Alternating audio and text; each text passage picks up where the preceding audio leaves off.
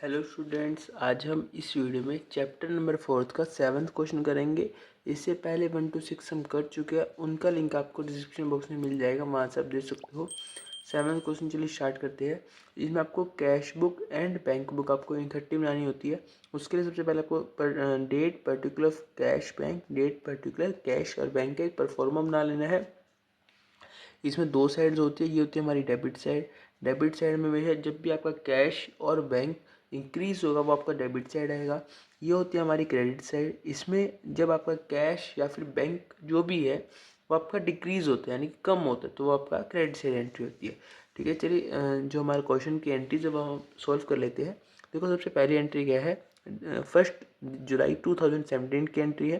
Cash in hand 7500, bank overdraft 3500 रुपये। ठीक है, देखो आपने कोई बिजनेस चालू करा, उसमें आपका कैश एक तरह से बोले तो इंक्रीज होता है। ठीक है, तो यहाँ पे आएगा टू कैश इन हैंड। ठीक है, यहाँ पे आ जाएगा 7500 रुपये। ठीक है, और बैंक ओवरड्राफ्ट यानी कि आपको एक तरीके से बैंक का पैसा देना है, तो वो आपका ऐसे नेगेटिव होता है, तो आपको वो इससे आ जाएगा बाय ओवरड्राफ्ट। ठीक है, ओवरड्राफ्ट बैंक का देना है तो बैंक की साइड आ जाएगा 3500 रुपये।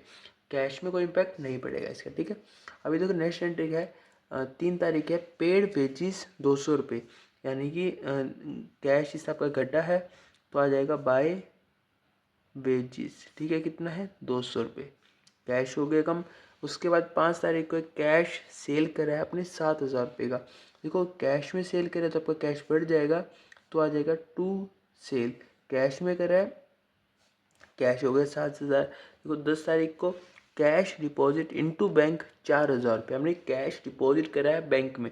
इसकी देखो सबसे पहले क्या होगी, देखो आपको कैश डिपॉजिट करा है, कैश कम हो जाएगा यानी कि बाय बैंक हो जाएगा। क्या कितना है 4000 रुपये का।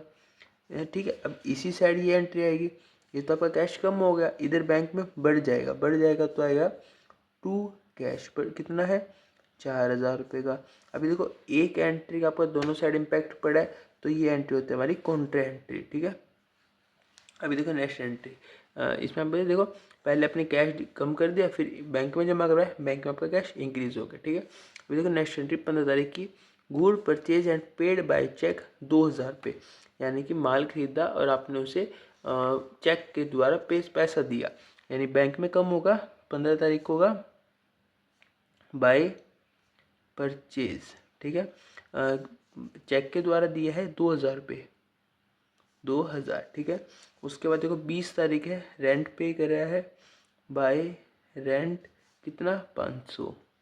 नेक्स्ट देखो 25 तारीख है, Drew bank for personal use, bank से पर्सनल यूज़ के लिए 400 रुपये निकाला, तो आ जाएगा देखो बैंक से कम हो गया, बाय ड्राइंग आ जाएगा। ड्राइंग कितना तारीख है 25 तारीख। 30 तारीख सैलरी पेड करी है 1000 रुपये, बाय सैलरी 1000 रुपये पे कर दी। हमारी जो एंट्रीज थी वो हमारी यहीं कंप्लीट होती है।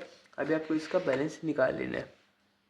देखो बैलेंस कैसे आएगा, इस साइड ज़्यादा है तो यह आएगा 14500, और इस साइड है देखो इसमें आएगा, इस साइड आपका अमाउंट कम रहेगा तो इस साइड आ जाएगा इसका बैंक। बैंक का कितना है, जिस साइड पे आपका अमाउंट ज़्यादा होता है वो आपको बैलेंस होता है 3,5,5900। ठीक है, इस साइड आ जाएगा फिर ये 5,900, 5,900 में से आएगा 1900। ठीक है, अभी इस साइड निकाल लेना है 14,500, 14,500 में से ये सब आपको माइनस कर देना है, 1000, 5,000, 5,700, 5,500 कर लेते हैं तो ये बन जाएगा 9,000, यानी कि 8,800। ठीक है, 8,800 और 200 9,000, 9,000 13, एक 14 और एक 15, 14,500। ठीक है, ये हो गया। इस साइड आपका कुछ रहेगा नहीं, तो ये तो आ जाएगा आपका बाय बैलेंस सी डी, और इस साइड आएगा ये आएगा टू बैलेंस सी डी। ठीक है, यानी कि इस बैलेंस को आगे आप ओवरड्राफ्ट कर सकते हो, या फिर आप इसे बाय मतलब टू बैलेंस ये तो होगा कैरी फॉरवर्ड, आगे में ओवरड्राफ्ट में आ सकते हैं एक तरह से। ठीक है, ये हमारा हो गया सर, ये होगा हमारा कैश का। इसी के साथ जो हमारा 7th क्वेश्चन है वो हमारा कंप्लीट होता है। यदि आपको 7th क्वेश्चन में कुछ भी डाउट हो, कुछ भी क्वेरीज हो, तो आप कमेंट कर लेना, आपको आंसर मिल जाएगा। बाकी वीडियो को लाइक करके शेयर कर देना। Thank you.